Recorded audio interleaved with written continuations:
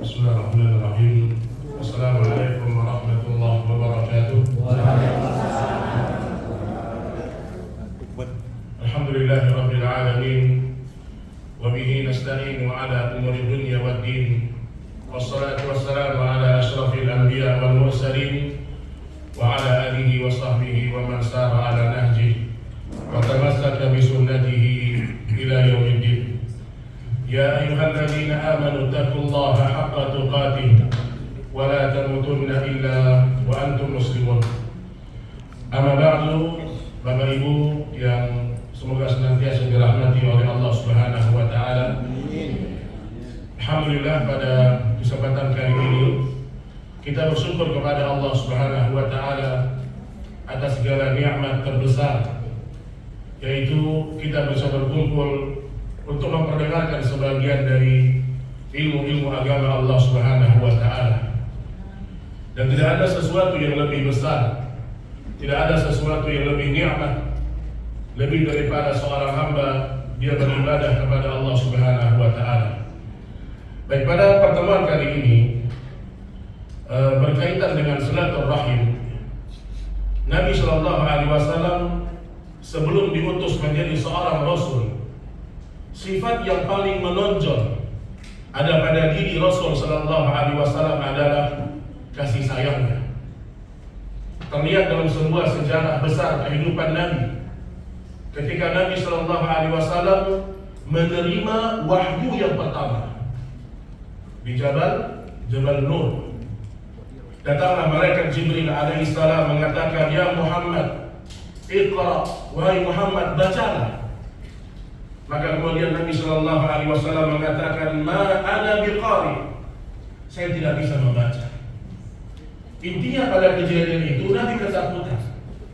Kemudian Nabi Shallallahu Alaihi Wasallam pergi ke rumahnya. Kemudian Khadijah menyebutkan sifat Nabi Shallallahu Alaihi Wasallam. Khadijah mengatakan kepada Rasulullah Shallallahu Alaihi Wasallam, "Ya Rasulullah, ma yukhzika Allahu abadan." Demi Allah, Allah tidak akan pernah menyia-nyiakanmu selama-lamanya. Kemudian disebutkan sifat Nabi Shallallahu Alaihi Wasallam, "Innaka la tasilur rahim." Wahai Muhammad, engkau seorang yang suka menyambung tali silaturahim. Jadi kalau kita bicara silaturahim, Rasul kita contoh terbaik. Baik, saya akan sebutkan beberapa dalil yang berkaitan dengan masalah tali silaturahim.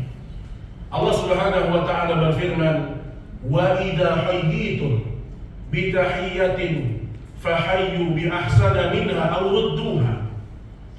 Kalau seandainya kalian diberikan penghormatan, diberikan ucapan-ucapan salam, maka kata Allah, "Fahayyu bi ahsana minha." Maka hormatilah orang tersebut, muliakanlah orang tersebut lebih dari apa yang telah dia berikan kepadamu. Menunjukkan dalam Islam kita diperintahkan untuk saling menghormati, saling memuliakan, saling menghargai satu sama lainnya. Bahkan Nabi Shallallahu Alaihi Wasallam ketika di perang Badar, Nabi Shallallahu Alaihi Wasallam menyebutkan sosok seorang yang bernama Al-Bukhtari. Jadi Al-Bukhtari ini, Bapak Ibu, dia seorang yang tidak masuk Islam, tapi dia punya banyak jasa kepada Nabi Shallallahu Alaihi Wasallam. Nabi berpesan kepada para sahabat, kalau kalian berjumpa dengan Bukhtari, maka jangan perangi dia, karena aku berharap dia mendapatkan hidayah dari Allah Subhanahu wa taala. Artinya Nabi Shallallahu Alaihi Wasallam sosok yang tidak mencintai permusuhan. Nabi tidak mencintai permusuhan. Maka Rasulullah Sallallahu Alaihi Wasallam Allah ceritakan dalam surah Al-Fath. Allah Subhanahu Wa Taala mengatakan, "Muhammadur Rasulullah." Muhammad itu utusan Allah. "Walladzina ma'ahu asyidda'u 'alal kuffar, ruhama'u bainahum." Nabi Sallallahu Alaihi Wasallam itu berkasih sayang kepada sesama mereka. Baik, tali silaturahim ini memiliki banyak keutamaan. Orang yang suka menyambung tali silaturahim Kata Nabi Shallallahu Alaihi Wasallam, "Man wasalani wasalahu Allah." Barang siapa yang suka menjalin tali silaturahim, Allah akan sambungkan rahmatnya. Wa man wasalani qata'ahu Allah.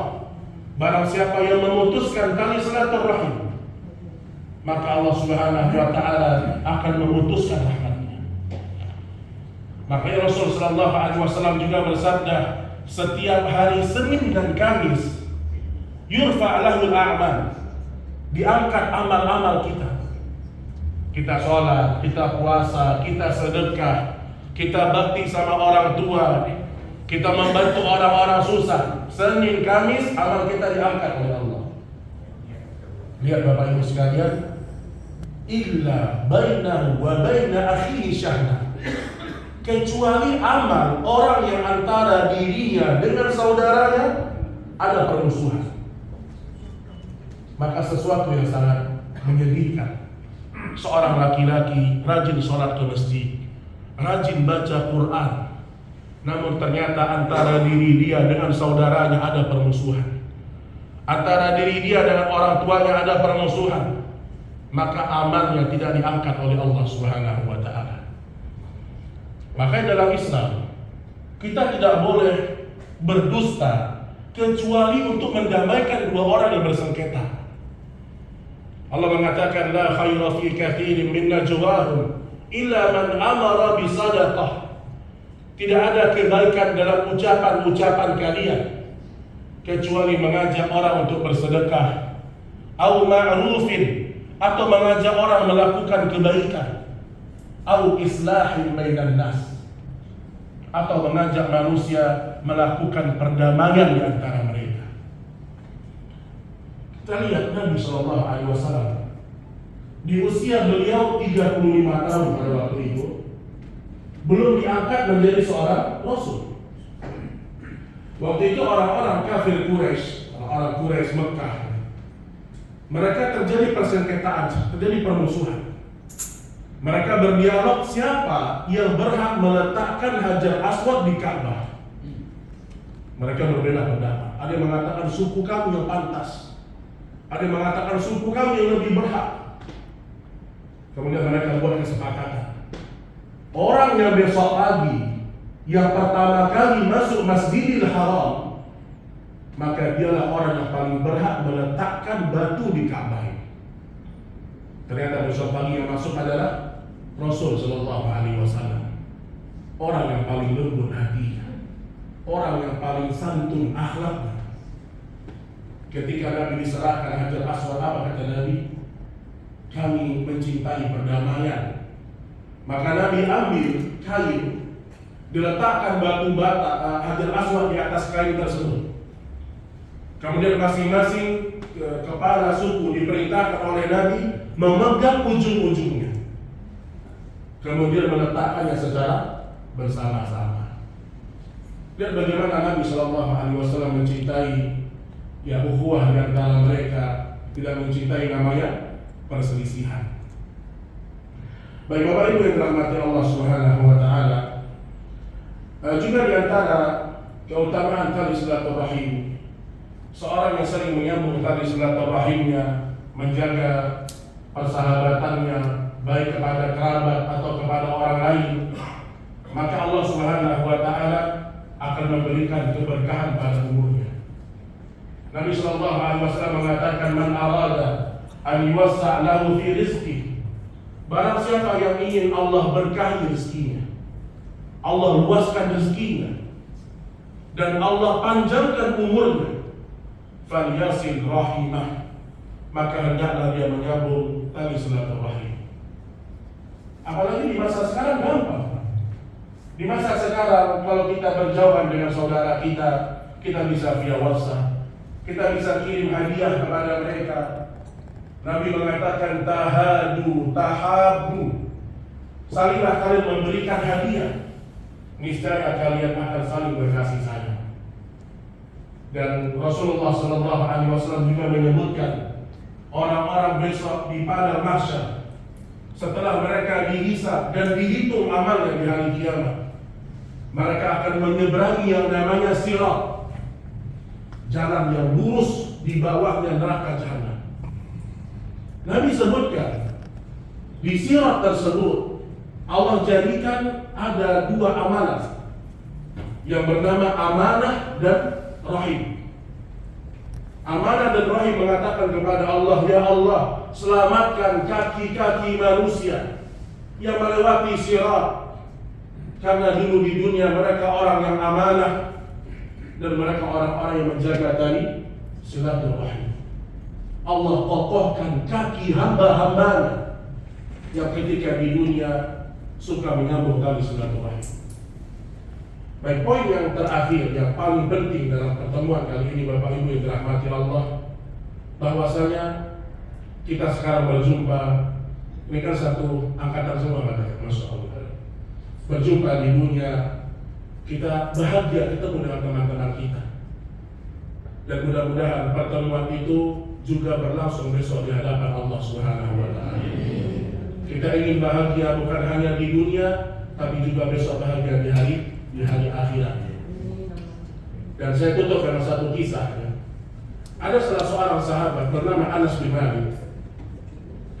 Anas bin Malik ini dia menceritakan bahwasanya ada seorang laki-laki yang Nabi sebutkan, yatla alaikum rajulun min ahli jannah. Kata Nabi, sebentar lagi akan lewat di hadapan kalian laki-laki penghuni surga. Lewat. Ternyata dia bukan ahli Quran, bukan ahli ilmu, bukan ahli sholat. Ada sahabat yang lebih ahli dari dia, tapi Nabi mengatakan ini penduduk surga yang harus lewat. Kemudian Amr bin As menginap di rumah orang ini 3 hari. Penasaran mereka, kenapa dia masuk surga?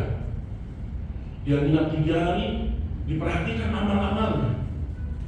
Ya, biasa-biasa aja amalnya. Sholatnya ya sholat biasa, baca Qurannya ya baca Quran biasa. Tidak terlihat ada amal-amal hebat gitu. Di hari yang ketiga dia minta izin, pamit. Terus dia bilang sama temannya ini, ya fulan, sami'na min Nabi sallallahu alaihi wasallam annaka fil jannah. Kami melihat dan mendengar dari Nabi engkau adalah penduduk surga. Maka dia nangis. Kata Amr bin As, beritahukan sama kami apa amalanmu agar kami contoh dalam hidup kami, karena kami juga ingin masuk surga Allah. Maka kata laki-laki ini, aku tidak punya amalan hebat kecuali sebelum aku tidur aku mengatakan dalam hatiku, ya Allah, aku maafkan semua orang yang pernah berbuat zalim kepadaku. Aku ridho ya Allah, aku maafkan semua manusia yang pernah menyakitiku. Sifat pemaaf. Kata Amr bin As, demi Allah, kalau itu amalanmu, pantaslah Nabi Sallallahu Alaihi Wasallam menjaminmu masuk surga.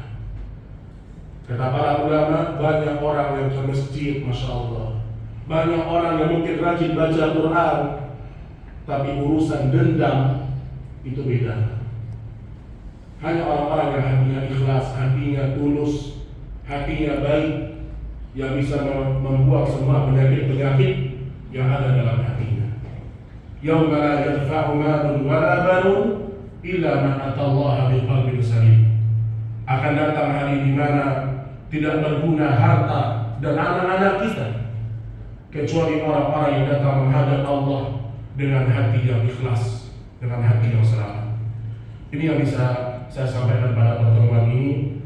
Mudah-mudahan semua kita, Bapak Ibu sekalian, diberikan rahmat, diberikan taufik oleh Allah Subhanahu wa Ta'ala.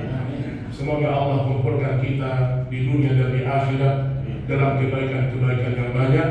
Wassallallahu ala nabiyyina Muhammad. Subhanakallahumma wa bihamdik, asyhadu an la ilaha illa anta, astaghfiruka wa atubu ilaik. Wassalamualaikum warahmatullahi wabarakatuh.